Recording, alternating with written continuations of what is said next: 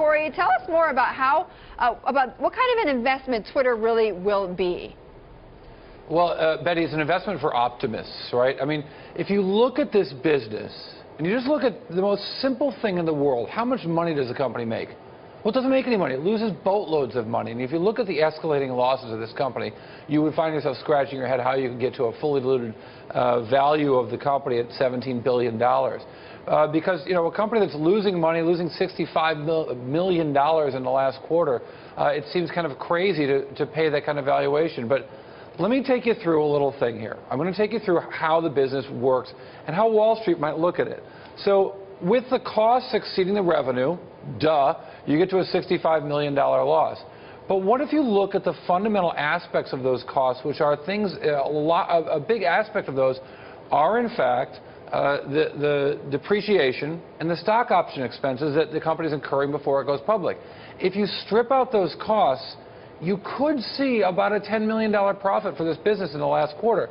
Now, again, that's a difficult number to get to, but that's the way a lot of people in Wall Street are going to try to look at this thing. That's indeed is the way that Twitter is trying to present itself, saying, ignore our stock option expense, that's going to go away.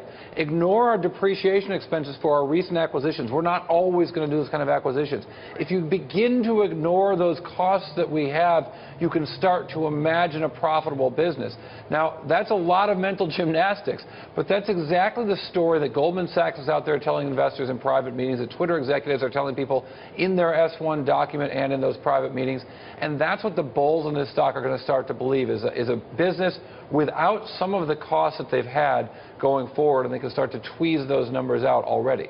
I like what you say. It is a lot of mental gymnastics, right? There's a lot of what ifs and buts in here when you look at Twitter and the business model. And it was funny because it was interesting, Corey, because we talked earlier with Bob Nardelli, who's run very traditional businesses, and he says it's fascinating how much of a pass companies like Twitter get from investors.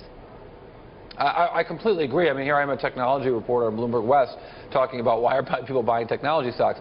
But I think there are a couple things going on there. You know, the story of Tesla, right? We've got Tesla shares selling off like crazy. People believe the future is going to be different, and they're willing to invest and pony up their money because they want to be part of that future. They're not sure what it's going to look like. But in the case of Twitter, in the case of this accounting treatment for stock options, it's a reasonable question to ask.